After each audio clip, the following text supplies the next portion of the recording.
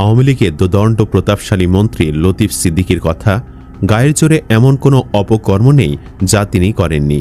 তিনি শুধু মানুষের সাথে জুলুম করেননি, জুলুম করেছেন আল্লাহর সাথেও। একবার তিনি বলেছিলেন, হজ মানেই অর্থের অপচয়। আমি জামায়াতে ইসলামের যত বিরোধী, তার চেয়ে হজের এবং তাবলীগের বিরোধী। 2024 সালে ধর্ম অবমাননার দায়ে তার ফাঁসির দাবি উঠলেও এই নাস্তিককে বাঁচিয়েছিলেন হাসিনা। তবে এবার অপরাধের মামলায় সাবেক বস্ত্র ও পাটমন্ত্রী লতিফ সিদ্দিকীকে গ্রেফতার করা হয়েছে। শাহবাগের আন্দোলনের বিপরীতে নাস্তিক ব্লগারদের শাস্তির দাবিতে 2013 সালের 5 মে মতিঝিলে সমাবেশ ডাকে হেফাজতে ইসলাম। সেদিন সেই সমাবেশে ধর্মপ্রাণ মুসলিমদের ওপর ব্যাপক সহিংসতা আর তাণ্ডব চালায় আওয়ামী লীগ। 24-এর আন্দোলনে আওয়ামী লীগ সরকারের পতনের পর 2024 সালের 20 আগস্ট শাপলা চত্বরের ঘটনা নিয়ে ট্রাইব্যুনালে একটি অভিযোগ জমা পড়ে। গত 3 মে আন্তর্জাতিক অপরাধ ট্রাইব্যুনালের তদন্ত সংস্থা ওই ঘটনায় 32 জনের প্রাণহানির তথ্য দেয়। মামলাটিতে গ্রেফতার হয়ে কারাগারে রয়েছেন সাবেক স্বরাষ্ট্র প্রতিমন্ত্রী শামসুল হক টুকু, সাবেক আইজিপি AKM শহীদুল হক, র্যাবের সাবেক অতিরিক্ত মহাপরিচালক জিয়াউল আহসান এবং মুরগি কবির। সর্বশেষ গ্রেফতার হলেন লতিফ। মন্তব্য করেন সাবেক ডাক, টেলিযোগাযোগ ও তথ্য যোগাযোগ প্রযুক্তিমন্ত্রী আব্দুল লতিফ সিদ্দিকী। নিউ ইয়র্কের জ্যাকসন হাইটসের একটি হোটেলে নিউ ইয়র্ক টাঙ্গাইল সমিতির সদস্যদের সঙ্গে মত বিনিময়কালে তিনি আজ সৌদি আরবে গিয়েছে।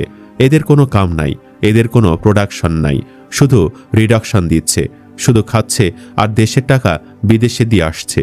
লতিফ সিদ্দিকী এরপর আরও বলেন, এভারেজে যদি বাংলাদেশ থেকে 1 লাখ লোক হজে যায়, প্রত্যেকের 5 লাখ টাকা করে 500 কোটি টাকা খরচ হয়।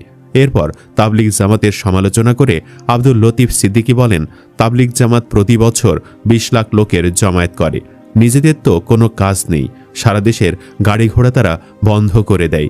জামায়াত নেতাদের টিভিতে টকশো প্রসঙ্গে মন্ত্রী বলেন, ওদের আমি বলি টক মারানি।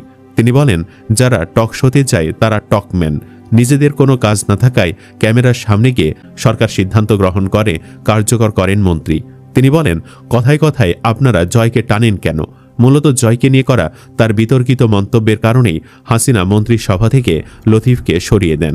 অর্থনীতির চাকা সে প্রবাসীদের উদ্দেশ্যে আব্দুল লতিফ সিদ্দিকী বলেন, বিদেশে এসেছেন কামলা দিতে, রাজনীতি করার দরকার কি?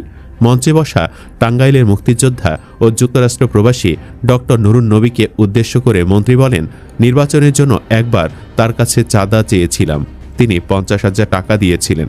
আব্দুল লতিফ সিদ্দিকী 1 লাখের কম কারো কাছ থেকে চাঁদা নেয় না।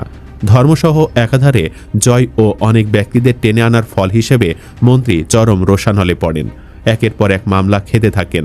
সরকারের ভাবমূর্তি ক্ষুণ্ণ হওয়ায় তাকে পদত্যাগে বাধ্য করা হয়। এরপর অবশ্য লতিফ সিদ্দিকী নিজের ভুল বুঝতে পারেন, দেশের মানুষের কাছে ইমেজ ফিরে পেতে নতুন নাটক শুরু করেন।